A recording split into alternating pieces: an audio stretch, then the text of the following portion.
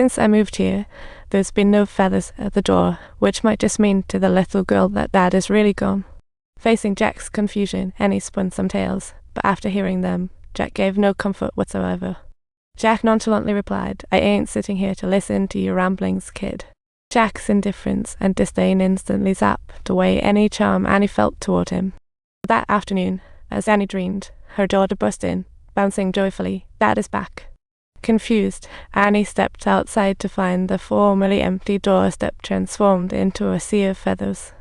As the author of this fib, Annie naturally couldn't believe her husband had actually come back. So with Jack being ice cold, what was bubbling beneath? "Tristan, thank you. You're such a great kid. I know you're a good kid."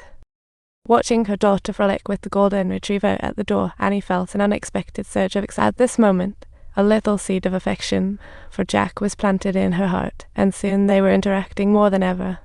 After one dinner fueled by liquid courage, Annie opened up about her life as a single mom, sharing the sorrows that came. She laid bare the hardships of being a solo parent and her grief over her husband's passing.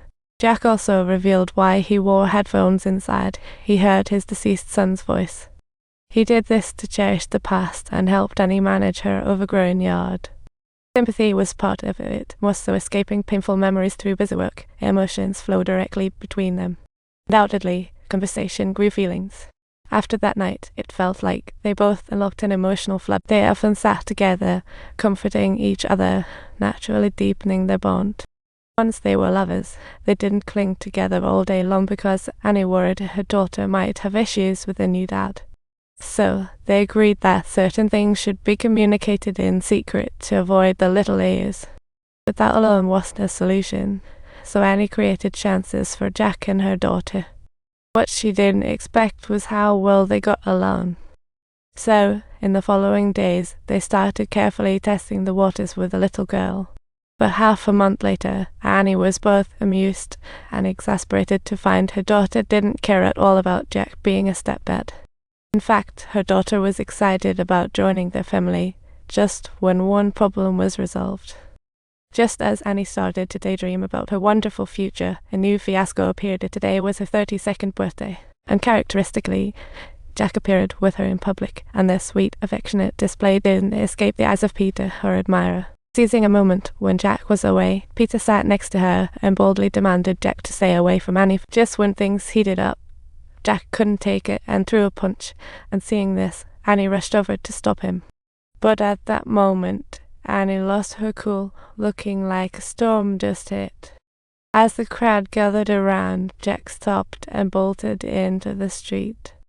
Back at his place, Jack took his anger out on anything in reach, furiously thinking about Peter's cruel jabs at his wife until Annie showed up. Only then did he begin to regain composure.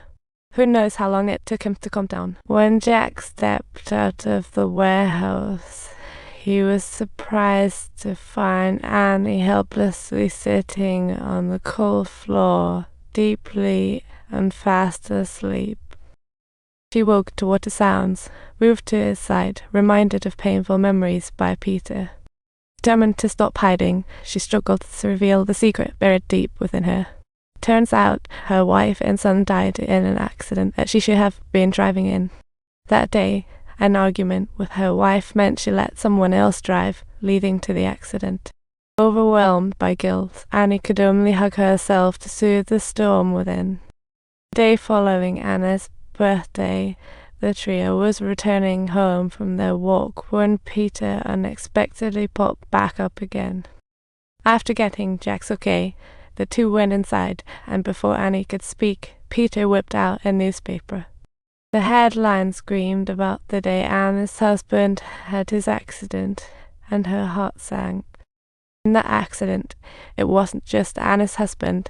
There was also an 8-year-old boy and a woman who tragically lost their lives too. Annie seemed to understand what Peter wanted to imply. Her emotions began to spiral out of control, and she kicked him out. It turned out Anna's husband and Jack's family perished in the same accident, and it was the former's brake failure that caused the latter's tragedy.